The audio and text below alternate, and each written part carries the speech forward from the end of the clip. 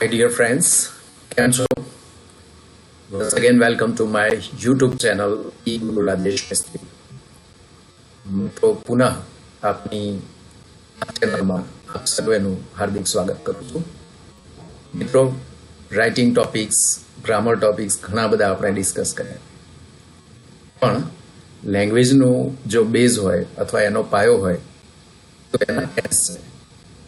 મિત્રો, આપ રાઇટિંગ સેક્શનને બહુ સારી રીતે અને જાતે પણ લખી શકો અને જાતે પણ ઇંગ્લિશમાં લખી શકો. એ માટે આપણે એક સિરીઝ શરૂ કરવા જઈ રહ્યા છીએ, 10 સિરીઝ. આશા રાખું કે દરેક મુદ્દાને જેમ આપ સારી રીતે સમજ્યા, એનો જે બેઝ રૂપ અથવા ઇંગ્લિશ લેંગ્વેજના પાયારૂપ જે ટેન્સીસ છે, એ ટેન્સીસની અહીંયા આપણે ડિટેલમાં ચર્ચા કરવા જઈ રહ્યા છીએ. સો વેલકમ ટુ માય 10 સિરીઝ. અને એમાં આજે આપણે સૌ પ્રથમ જે સિમ્પલ પ્રેઝન્ટ ટેન્સ છે એની આપણે ચર્ચા કરવાના છીએ. તો આ ખૂબ જ અગત્યનો ટેન્સ છે, એટલા માટે કે મોટાભાગની જે વાતચીત છે અથવા મોટાભાગનું જે લખાણ છે એમાં આપણે સાદા વર્તમાનકાળનો ઉપયોગ કરવાનો થતો હોય છે. સાદો ભૂતકાળ પણ એટલો જ અગત્યનો છે. ઇંગ્લિશમાં સૌથી વધારે કદાચ મારા ખ્યાલ મુજબ આ બે ટેન્સીસની આપણે ખૂબ જરૂર પડતી હોય છે. એને બહુ જ ડિટેલમાં આપણે સમજવાની કોશિશ કરીએ. So welcome to simple present tense part 1. તો પાર્ટ 1માં આપણે આ ટેન્સને શરૂ નહીં કરીએ, પણ વર્તમાનમાં કેટલીક એવી સ્પેશિયલ સિમ્પલ વાક્ય રચનાઓ છે કે જેનો વારંવાર આપણે ઉપયોગ કરવાનો હોય છે, whether it is writing or speaking. એ લખવાની વાત હોય કે બોલવાની વાત હોય. મિત્રો, આ નાની નાની જે વાક્ય રચનાઓ છે ખૂબ ધ્યાનથી આપણે એને સમજીએ. બહુ જ નીચલા ધોરણોથી એ શીખતા આવ્યા છો અને આપણા માટે એ નવું નથી, પણ છતાં એક રિવિઝન સ્વરૂપે સૌથી અગત્યની જે નાની નાની કેટલીક વાક્ય રચનાઓ છે સ્પેશિયલ છે, જે વર્તમાનમાં ઉપયોગ કરતા હોઈએ છે, એની આજે આપણે ચર્ચા કરીશું. અને ત્યારબાદ આપણે સિમ્પલ પ્રેઝન્ટ ટેન્સને સમજશું. પણ અત્યારે જે ચર્ચા કરવા જઈ રહ્યા છીએ એટલે એ કેટલીક ખાસ વર્તમાનને લગતી વાક્ય રચનાઓ છે જેને આપણે સમજીએ. So let's move. The first one is use of introductory there. તો ચોથા પાંચમા ધોરણમાં તમે ધેરનો ઉપયોગ શીખીને રહ્યા છો. કેટલાક વાક્યોની શરૂઆત ધેરથી થતી હોય છે. આમ તો હિયર અને ધેર, હિયર એટલે અહીં અને ધેર એટલે ત્યાં એવો મતલબ થતો હોય છે. પણ આ ઇન્ટ્રોડક્ટરી ધેર છે જે વાક્યની શરૂઆતમાં, વાક્યનું ઇન્ટ્રોડક્શન કરાવવા માટે આપણી સામે વાક્યની શરૂઆતમાં એ વાપરતા હોઈએ છે. તો મિત્રો, there is used to begin the sentence showing something is somewhere. It shows state. એ કોઈ સ્થિતિ બતાવે છે અને કોઈ કંઈક ક્યાંક છે અથવા નથી એવું દર્શાવવાનું એ કામ કરે છે. એ પ્રકારની એ સ્થિતિ દર્શાવે છે. And that's why is or are is used with their in present tense. અને કોઈ સ્થિતિ દર્શાવવાનું હોય, કંઈક હોવું એવું બતાવવાની જ્યારે વાત છે અથવા કંઈક છે વર્તમાનમાં એવું જ્યારે આપણે દર્શાવવાની વાત કરતા હોઈએ ત્યારે ટુ બીના વર્તમાનના ક્રિયાપદો એમ ઇઝ આર, પણ એમાંથી ધેરની સાથે જો એક વચન નામ હશે તો ઇઝ, બહુવચન નામનો જો ઉલ્લેખ કરવાનો થશે તો આરનો આપણે ઉપયોગ કરવાનો થશે. પાસ્ટ ટેન્સની વાત આપણે પાસ્ટ ટેન્સમાં કરીશું. તો ખાસ નોંધી અહીંયા કે ક્યાં કશુંક છે કે નથી ઇવન તેવું દર્શાવવા માટે વાક્યની શરૂઆત ધેરથી કરતા હોઈએ છે. So let's understand there with some example. કેટલાક ઉદાહરણો સાથે ધેરને સમજીએ. ફોર એક્ઝામ્પલ, આ દરેક વાક્યોની શરૂઆત ધેરથી થાય છે. આ ધેરને આપણે ઇન્ટ્રોડક્ટરી ધેર કહીએ છીએ. મિત્રો, અહીંયા એનો કોઈ સ્વતંત્ર અર્થ ત્યાં ને એવો આપણે કરવાનો નથી, પણ ક્યાંક કશુંક છે એવું એ દર્શાવવાનું કામ કરે ને એવા વાક્યનું ઇન્ટ્રોડક્શન ધેરથી થતું હોય છે. એની સાથે બહુવચન જો વાત કરવાની હોય અથવા જે નાઉન છે બહુવચનમાં તમે મૂકવાના હોય તો આર મૂકો, અને જો એ એક વચન હોય અથવા ન ગણી શકાય એવું હોય તો એની સાથે આપણે ઇઝનો ઉપયોગ કરીએ. તો એની વાક્ય રચના ધેર, એની સાથે ઇઝ કે આર, પછી શું છે એનો મતલબ કર્મ, અને અધર વર્ડ્સ અન્ય શબ્દો, એ રીતે આ વાક્યની આપણે શરૂઆત કરતા હોઈએ છીએ. Let's see some examples. First one, there are 7 bottles of milk in the fridge. ફ્રીજમાં 7 બોટલ મિલ્ક છે. મિત્રો ક્યાંક કશુંક છે એવું તમારે જ્યારે કહેવાનું હોય ત્યારે ઓટોમેટિકલી આપ વાક્યની શરૂઆત કરી શકો કે there 7 બોટલ્સ છે એટલે આર નો ઉપયોગ થશે. શું છે એ કર્મ છે આપણું, એ અહીંયા મૂકીએ 7 બોટલ્સ ઓફ મિલ્ક. સ્થળ અને સમય દર્શક જે મોટે ભાગે શબ્દો છે એ છેલ્લે આપણે રાખતા હોઈએ છીએ. There is an accident in our area. There is an accident. અમારા એરિયામાં એક અકસ્માત છે. There are many problems in the present society. Present society એટલે હાલનો જે સમાજ છે એ સમાજમાં there are many problems. ઘણી બધી સમસ્યાઓ છે. આજના સમાજમાં ઘણી સમસ્યાઓ છે. બધામાં સમજી શકો છો ક્યાંક કશુંક છે એવું આપણે કહેવાની વાત છે. ઇફ ઇટ ઇઝ નેગેટિવ, ક્યાંક કશુંક નથી એવું તમારે જો દર્શાવવું હોય તો ઇઝ કે આરની સાથે તમારે નો મૂકવાનું છે, જેથી એ વાક્ય નકાર થશે. For example, there is no match today. આજે મેચ નથી. there is no hope in this matter. આ મેટરમાં કોઈ આશા નથી. there are no chances of getting a government job today. આજે ગવર્મેન્ટ જોબ મેળવવાના કોઈ ચાન્સ નથી. કંઈક છે, કંઈક નથી. આ થયું ઇન્ટ્રોડક્ટરી ધેર. અને વાક્યરચના આપ જોઈ શકો છો તેની સાથે ઇઝ આર, શું છે એટલે કર્મ, અને છેલ્લે સ્થળ અને સમય દર્શક શબ્દો. જોઈએ એમાં આગળ. કદાચ ધેરથી તમારે ક્વેશ્ચન કરવો હોય, શું છે કંઈક, ક્યાંક કશું છે એવું જો પૂછવું હોય તો ધેરની સાથે જે એમિઝાર અથવા ઇઝાર અહીંયા આપણે મૂકતા હતા. આપ જાણો છો કે મોટાભાગના ક્વેશ્ચન કરવા માટે ક્રિયાપદ આગળ અને અન્ય શબ્દો પાછળ હોય છે અથવા કરતા પાછળ હોય છે. અહીંયા ધેર ની પહેલા આપણે ઇઝારનો ઉપયોગ કરવાનો છે. For example, is there any problem in her life. આપણે એના શોર્ટ આન્સર પણ આ રીતે આપી શકીએ, yes there is. Negative answer હશે તો no there isn't. Are there a few coins in your purse? તો few coins વધારે છે એટલે thereની સાથે આપણે આર મૂકીએ છીએ. ક્વેશ્ચન બનાવવો છે એટલે પ્રશ્નને આગળ આપણે આર થી શરૂઆત કરીએ ક્રિયાપદથી. Are there a few coins in your purse? જવાબ આપતી વખતે yes there are અથવા no there are. મિત્રો આ યસ નો ટાઈપ ક્વેશ્ચન થયા. WH ક્વેશ્ચનમાં પણ ક્યાંક કશુંક છે એ પ્રકારની વાત હોય, કોણ છે ક્યાંક એવું જાણવાની જ્યારે વાત હોય તો WH ક્વેશ્ચનમાં પણ આપ ધેર નો ઉપયોગ કરી શકો છો. ફોર એક્ઝામ્પલ, રૂમમાં કોઈ છે પણ તમારે જાણવું છે કોણ છે રૂમમાં, એમ તો ક્યાંક કશુંક છે એનું નામ જાણવું છે એટલે ઉથી આપ પ્રશ્ન કરો. ધેર ઇઝ પ્રશ્ન બનાવો છે એટલે ઇઝ ને આપણે આગળ મૂક્યું. Who is there in the room? Who is there in the room? Was there in your hand? Who is there in your hand? તમારા હાથમાં શું છે? તો વોટથી પણ આપ પ્રશ્ન કરો. ત્યારબાદ ક્રિયાપદ અને ધેર અને અન્ય શબ્દો મૂકી શકાય. Why are there so many people? શા માટે અહીંયા આટલા બધા લોકો છે? તો why are there so many people? How many rooms are there in your house? તમારા ઘરમાં કેટલા રૂમ છે? હાઉ મેની રૂમ્સ સંખ્યા જાણવા માટે. પછી ક્યાંક કશુંક છે એવું તો છે જ, તમારા ઘરમાં કેટલા રૂમ છે, ક્યાં છે અને કેટલા. કેટલા એટલે હાઉ મેની સંખ્યા જાણવા માટે. તો how many rooms are there, are આગળ, પછી ધેર અને અન્ય શબ્દો. એ જ રીતે how much balance is there in your mobile? તમારા મોબાઈલમાં કેટલું બેલેન્સ છે? તો મિત્રો આ એક ધેરની નાની વાક્ય રચના ઘણી વખત વાક્યો બનાવવામાં તમને ઉપયોગી થશે. એને યાદ રાખશો. આપણે 3 પ્રકારની વાક્ય રચના જોઈ: હકાર, નકાર અને પ્રશ્ન. ચાલો એક બીજી નાની વાક્ય રચનાને પણ યાદ કરી લઈએ. અને that is have and has. મતલબ કે વર્તમાન કાળના ટુ હેવ ના રૂપો. તો હેવ અને has, these two can be used to show possession or relation. મોટે ભાગે માલિકી કે સંબંધ દર્શાવવા માટે આ બંનેનો ઉપયોગ થતો હોય છે. અને ક્યારેક પાસે હોવું અથવા કોઈની સાથે કંઈક કનેક્ટ હોવું. આપણા body part, I have 2 hands, I have one nose, ત્યાં પણ તમારે હેવ હેઝ નો ઉપયોગ કરવાનો છે.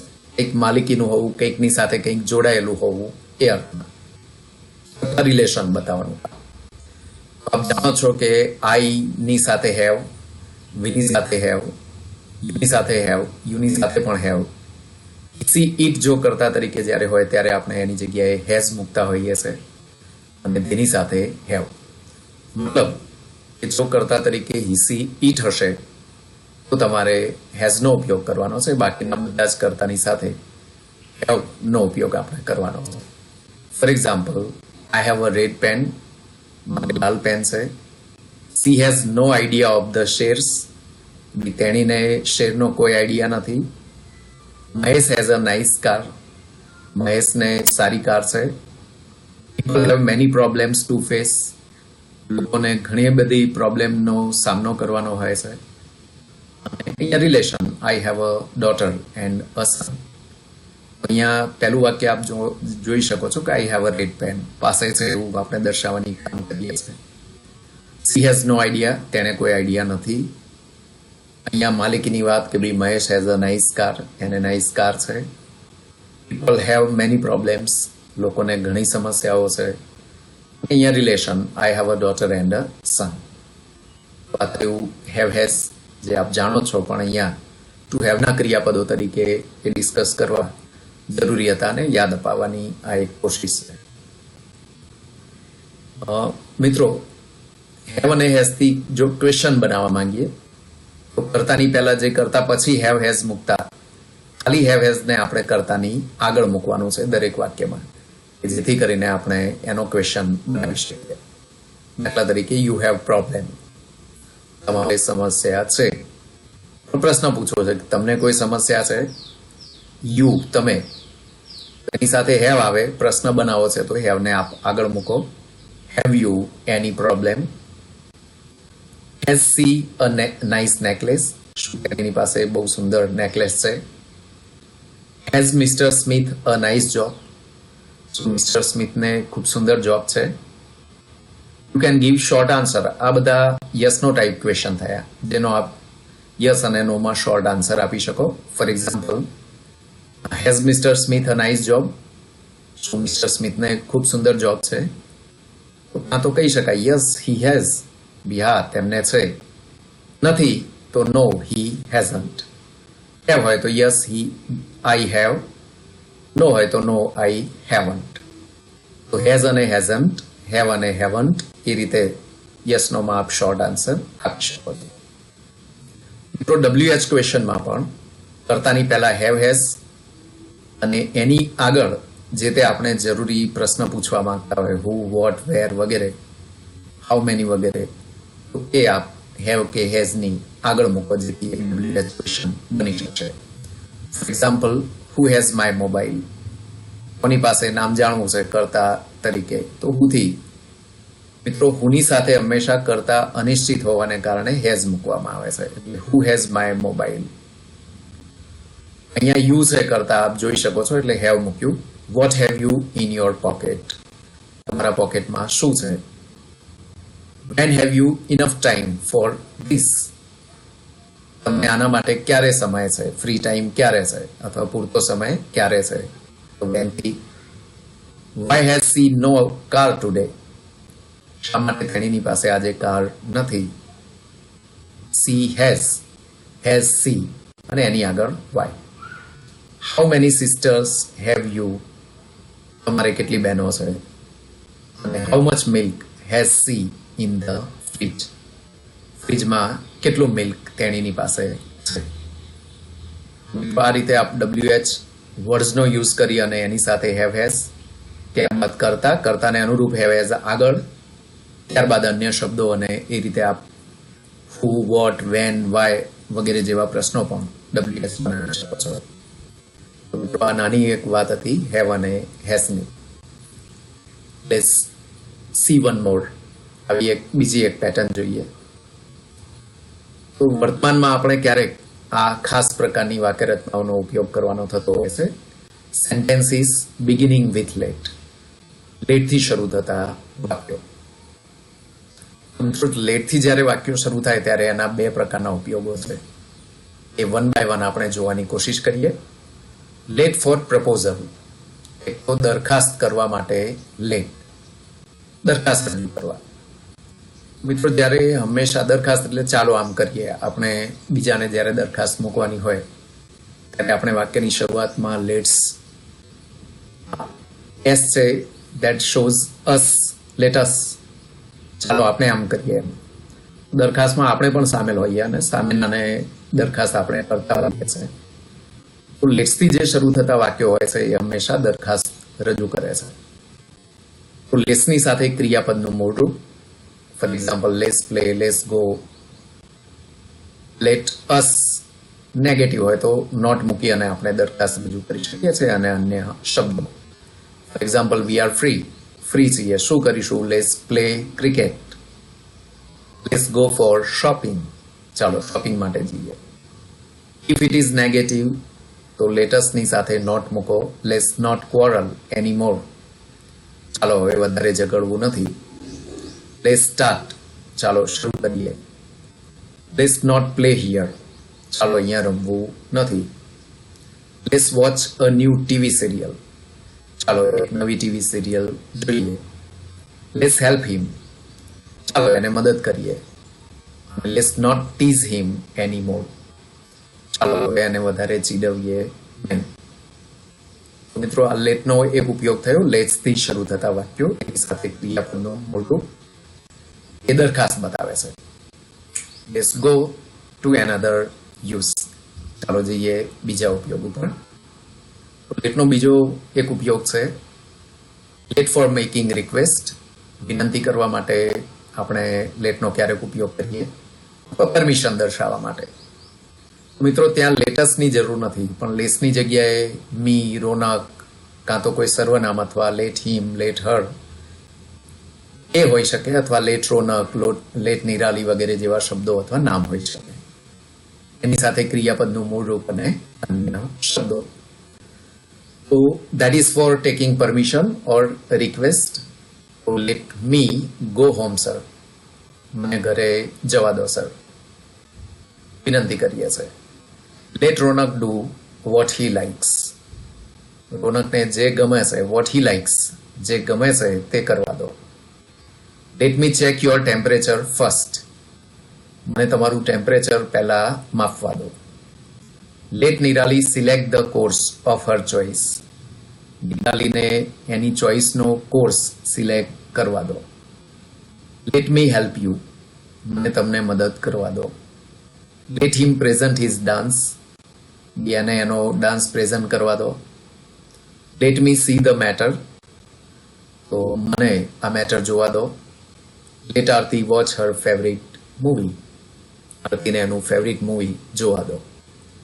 મિત્રો આ જે લેટ છે એ રિક્વેસ્ટ માટે છે. તો લેટના બે ઉપયોગ આપણે શીખ્યા. લેટ્સ જે પ્રપોઝલ દર્શાવે અને લેટની સાથે અન્ય સર્વનામો કે નામ સાથે એ વિનંતી અને પરમિશન દર્શાવવાનું કામ કરે છે, ખાસ કરીને વિનંતી દર્શાવવાનું કામ કરે છે. મિત્રો થયા આ લેટવાળા વાક્યો, અને એ પણ પ્રપોઝલ હંમેશા આપણે વર્તમાન કાળમાં મૂકતા હોઈએ છીએ, હાલ જ, અને એના માટે આપણે એ વાક્ય રચનાને અહીંયા યાદ અપાવવાની કોશિશ કરી. લેટ મી મૂવ ટુ એનધર સચ, આવા જ એક ટોપિક તરફ હું હશું. મિત્રો વારંવાર આપણી સામે જે વ્યક્તિ છે એને આપણે કેટલીક આજ્ઞાઓ, એ વિનંતી હોઈ શકે, સલાહ હોઈ શકે, કમાન્ડ હોઈ શકે, એનો વર્તમાનમાં આપણે વારંવાર ઉપયોગ કરવાનો થતો હોય છે. અને આવી ખાસ વાક્ય રચનાઓને આપણે ઇમ્પેરેટિવ સેન્ટેન્સીસ અથવા આજ્ઞાર્થ વાક્યો કહીએ છીએ. અને આ વર્તમાનમાં જ આપણે આનો ઉપયોગ કરી શકીએ છીએ. અને એ પણ ત્યારે જ્યારે સાંભળનાર આપણી સામે હોય, એને આપણે સલાહ કે સૂચન આપવાનું હોય જ્યારે વ્યક્તિ સામે હાજર છે અને વર્તમાનમાં છે. તો આ ખાસ પ્રકારના વાક્યોના ઘણા બધા ઉપયોગો છે. This sentences are use to make request, આ વાક્યો છે એનાથી આપણે વિનંતી કરી શકીએ છીએ, કમાન્ડ્સ હુકમ આપી શકીએ છીએ, ઓર્ડર્સ આપી શકીએ છીએ, સજેશન સૂચનો કરી શકીએ છીએ, એડવાઇસીસ આપણે સલાહ આપી શકીએ છીએ, વોર્નિંગ્સ ચેતવણી પણ આપી શકીએ છીએ, થ્રેટન્સ ધમકી પણ આપી શકીએ છીએ, થ્રેટ્સ પણ આપી શકીએ છીએ, અને ઇન્સ્ટ્રક્શન્સ એટલે કે સૂચનાઓ પણ આપી શકીએ છીએ. So let's see the sentence pattern, એની વાક્ય રચના સમજવાની કોશિશ કરીએ. મિત્રો, આપણે હંમેશા સામેનાને આપીએ છીએ જ્યારે વ્યક્તિ આપણી સામે હાજર હોય. એટલે આપણે વારંવાર એ વ્યક્તિના નામ અથવા એ વ્યક્તિના સર્વનામની જરૂર હોતી નથી. સીધું જ એ વ્યક્તિને આપણે કહીએ છીએ કમ હિયર, ગો ધેર. તો આ સિમ્પલ જે વાક્ય રચના છે એ મોસ્ટલી ક્રિયાપદના મૂળ રૂપથી શરૂ થતી હોય છે. For example, come here or go there. If it is negative, જો આપણે નકારમાં કંઈક કહેવાનું કરતા હોઈએ તો સ્ટાર્ટ યુઝિંગ ડોન્ટ. તો આપણે ડોન્ટનો યુઝ કરીએ. Come here, don't come here. મિત્રો, કાં તો ક્રિયાપદના મૂળ રૂપથી અને નકાર હશે તો ડોન્ટ અને ક્રિયાપદના મૂળ રૂપથી આ વાક્યોની શરૂઆત થાય. અહીંયા થોડાક એક્ઝામ્પલ દ્વારા એ સમજવાની કોશિશ કરીએ કે કઈ રીતે જુદા જુદા ભાવ દર્શાવે છે. For example, first one is bring me a glass of water please. મને એક ગ્લાસ પાણી આપો પ્લીઝ. તો અહીંયા એ રિક્વેસ્ટ છે, ડોન્ટ ડિસ્ટર્બ મી પ્લીઝ. આપ જાણી શકો ક્રિયાપદનું મૂળ રૂપ, અન્ય શબ્દો, કર્મ અને અન્ય શબ્દો. નકાર હોય તો ડોન્ટ ડિસ્ટર્બ. ડોન્ટ અને ક્રિયાપદનું મૂળ રૂપ, don't play, don't go, don't disturb me please. That is also a request. Doctor આપણને કે take light and simple food. So that is advice. અને આપણે સલાહ કહીશું. સ્ટાર્ટ ફાયરિંગ, તો એ કમાન્ડ છે. Arrange these files on the rack. Rack ઉપર આ ફાઇલો ગોઠવી દો, એરેન્જ કરો. That is also an order. Don't go near the lion's cage. સિંહના પાંજરા નજીક જાશો નહીં. That is warning. અને threat, sorry. Don't come closer. નજીક આવીશ નહીં. Or I will kill you. એટલે હું તને મારીશ, તો મારી નાખીશ. That is threat or threaten, ધમકી માટે આપણે વાક્યનો ઉપયોગ કરી શકીએ. મિત્રો, બહુ સિમ્પલ વાક્ય રચનાઓ છે કે જેનો વર્તમાનમાં વારંવાર આપણે ઉપયોગ કરવાનો થતો હોય છે. તો ખાસ તો આપ નોંધી લેશો, ક્રિયાપદના મૂળ રૂપથી શરૂઆત, નકાર હોય તો ડોન્ટ અને ક્રિયાપદના મૂળ રૂપથી એની શરૂઆત થાય છે. પણ મિત્રો, આ એક જ વાક્ય રચનાથી આપ વિનંતી પણ કરી શકો છો. Command, orders, suggestions, advice, warnings, threaten, on instructions, બધું જ આપ આપી શકો છો. પણ મિત્રો, મેં શરત કહી કે આ વર્તમાનમાં જ અને વ્યક્તિ આપણી સામે જ્યારે હાજર હોય ત્યારે આપણે હોય છે. મિત્રો, અહીંયા એક નોંધ છે કે most of the imperative sentences start with plane verb. હમણાં જ મેં વાત કરી કે મોટાભાગના જે આવા ઇમ્પેરેટિવ સેન્ટેન્સીસ છે અથવા આજ્ઞાર્થ વાક્યો છે એ પ્લેન વર્બ એટલે ક્રિયાપદના મૂળ રૂપથી એની શરૂઆત થાય છે. And with don't plus plane verb, don't અને ક્રિયાપદના મૂળ રૂપથી એની શરૂઆત થાય છે ઇફ દે આર નેગેટિવ, જો એ વાક્યો નકાર હોય. પણ મિત્રો, sometimes subject you is added in beginning if necessary. કર્તા તરીકે, સબ્જેક્ટ તરીકે આપણે યુનો પણ ક્યારેક ઉપયોગ કરી શકીએ જ્યારે એ જરૂરી લાગતું હોય. મિત્રો, આપણી સામે જ્યારે ઘણા સાંભળનાર હોય અને એમાંથી કોઈ એકને આપણે જ્યારે કહેવું હોય, એને કોઈ આજ્ઞા કે ઓર્ડર કે વિનંતી કરવી હોય તો આપ યુ પણ કહી શકો છો અને પછી ક્રિયાપદના મૂળ રૂપની વાત આવે. ફોર એક્ઝામ્પલ, ક્લાસ ફૂલ હોય અને ઘણા વિદ્યાર્થીઓ આપણી સામે છે અને I want answer from a particular boy. એક જ છોકરા પાસેથી મારે આન્સર લેવો છે. હું કહીશ કે no, you answer my question please. You answer, તું મને જવાબ. દેર આર મેની, એટલે બધાને આપણે નથી કહી શકતા. એમાં પર્ટિક્યુલર કેવું હોય આપણે એ વાક્યના કર્તા તરીકે યુનો ઉપયોગ કરવાનો થતો હોય છે. You come to my office. ઘણા બધા છે એમ્પ્લોઈઝ, આપણે કહી શકીએ કે ભાઈ you come to my office, particularly. મિત્રો, કદાચ અહીંયા કર્તાની જરૂર પડે તો એ કર્તા યુ હોઈ શકે અને એ રીતે આપણે આ વાક્યોની જરૂર પડે. મિત્રો, આજ્ઞાર્થ વાક્યો પણ એવા છે કે જેની વારંવાર આપણને જરૂર પડતી હોય છે. તો મિત્રો, પાર્ટ 1 આપણે પ્રેઝન્ટ ટેન્સનો પૂરો કર્યો કે જેમાં ડેર, હેવ, હેઝ, લેટ, આજ્ઞાર્થ વાક્યો, એવી 4-5 જે સ્પેશિયલ કેટલીક વાક્ય રચનાઓ છે જેનો વર્તમાનમાં ઉપયોગ કરવાનો થતો હોય છે, એની વાત આપણે સમજવાની કોશિશ કરી. મિત્રો, આ બધું આપણે યાદ અપાવવાની એક કોશિશ હતી અને ફરી જ્યારે આપણે કાળ તરફ જઈ રહ્યા છીએ અને ડિટેલ એને ડિસ્કસ કરી રહ્યા છીએ ત્યારે મને એવું લાગ્યું કે આ વાક્ય રચનાઓને પણ યાદ કરી લેવી જોઈએ. મિત્રો, વિથ ધીસ આપણે પહેલો પાર્ટ એનો પૂરો કરીએ છીએ એ રિવિઝનના સ્વરૂપમાં, અને ટુ હેવ અને કેટલીક સ્પેશિયલ જે વાક્ય રચનાઓ છે એનો જ અહીંયા ઉપયોગ સમજવાની આપણે જરૂર હતી. તો બહુ ઝડપથી હવે પાર્ટ 2માં આપણે આ ટેન્સના પાર્ટ વાઇઝ હકાર વાક્યો, નકાર વાક્યો, ત્યાર પછી પ્રશ્નાર્થ વાક્યો, ત્યાર પછી પેસિવ વોઇસ, એક્ટિવ અને પેસિવ, અને એક્ટિવમાંથી પેસિવમાં કેવી રીતે ફેરફાર કરીશું એ પણ આ ટેન્સને આપણે ડિટેલમાં સમજીશું.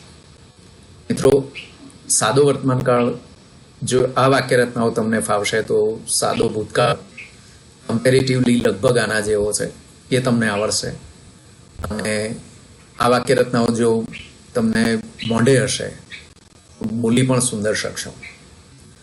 એ હેતુથી જ આપણે આ એક ટેન્સની સિરીઝ શરૂ કરવાની કોશિશ કરી છે કે જેથી રાઇટિંગમાં પણ કદાચ આપ મોઢે પણ લખી શકો. So I hope you will enjoy the tense series.